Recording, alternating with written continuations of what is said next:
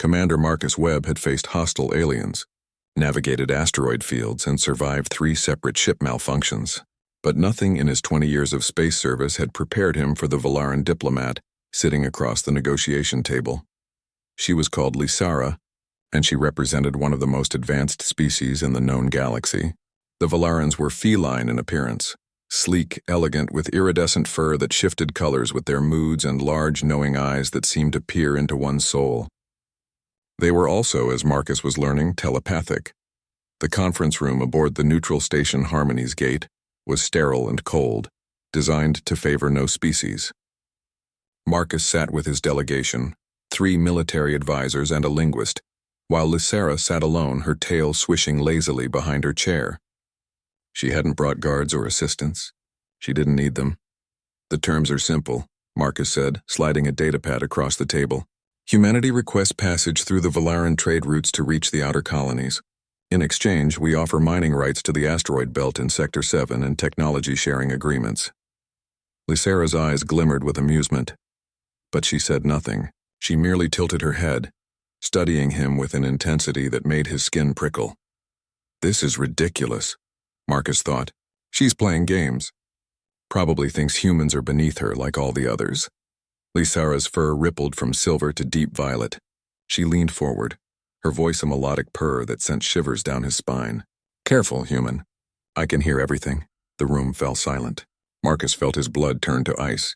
The advisors exchanged worried glances and the linguist's face went pale. What? Marcus managed, though he already knew the answer. Your thoughts, Lysara said, her tone patient but firm. They are loud, clumsy, like a child banging on drums. She stood gracefully, walking around the table with predatory elegance. You think I am playing games? You think my people consider yours inferior? Marcus's mind raced. Think of nothing. Clear your head. You cannot stop thinking, Commander, Lysara interrupted, now standing beside him. It is like telling your heart to stop beating. But I appreciate the effort. Her fur shifted to a softer blue. For what it is worth, I do not think humans are inferior. Inexperienced, yes. Reckless, certainly. But not inferior. One of the advisors, Colonel Hayes, spoke up. With respect, Ambassador, if you can read our thoughts, how can we possibly negotiate fairly? Lysara's whiskers twitched, the Valaran equivalent of a smile. A fair question. The answer is simple. I already know what you truly want, what you truly need, and what you are willing to sacrifice. This makes me the perfect negotiator, not the worst. Marcus felt exposed, violated.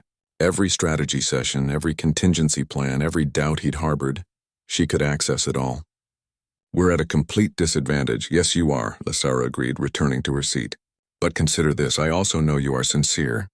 I know you genuinely seek peace, not conquest. I know the mining rights you offer are valuable, and you're not trying to deceive us. I know your people are desperate to reach those outer colonies because they contain the last surviving members of the Proxima evacuation. She paused, letting that sink in. I know all of this because I can hear the truth beneath your words.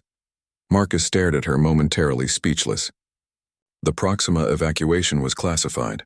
Only a handful of people in the entire Human Federation knew about the survivors stranded beyond Valaran space. He hadn't even told his own team. How can we trust that you won't use this information against us? Marcus asked quietly. You cannot, Lysara said simply, just as I cannot prove I will not. But I can tell you this. My people have been telepathic for 3 million years. We have learned that trust is not built on the absence of knowledge, but on the integrity of action. You will have your passage through our trade routes. Not because of your mining rights, we have plenty of resources, but because I hear the desperation of a leader trying to save his people. That is something the Valaran Council respects. It can't be this easy, Marcus thought. There has to be a catch. Lysara's fur flickered with gold, amusement again. The catch, Commander, is that humans will eventually need to learn thought discipline. Your species is on the verge of developing telepathic abilities yourselves. In perhaps 10,000 years, maybe less, your minds will open. When that happens, you will understand why we value privacy of action over privacy of thought. Until then, she stood, extending a clawed hand. You will have to trust us to be ethical with what we hear. Marcus rose slowly, taking her hand. Her grip was firm, warm. And if we betray that trust? Then I will hear your betrayal before you act on it, Lysara said. her voice deadly serious despite the purr.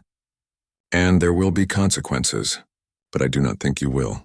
I have spent this entire meeting listening to your thoughts, Commander Webb, and I have heard something remarkable. What's that? Honor, she said simply. Raw, unfiltered, and sometimes foolish, but genuine. Your species has potential. That is why we are granting you passage. Not for resources, but because we hear what you might become. As Lysera walked toward the exit, Marcus called after her. Ambassador, one more question. What am I thinking right now?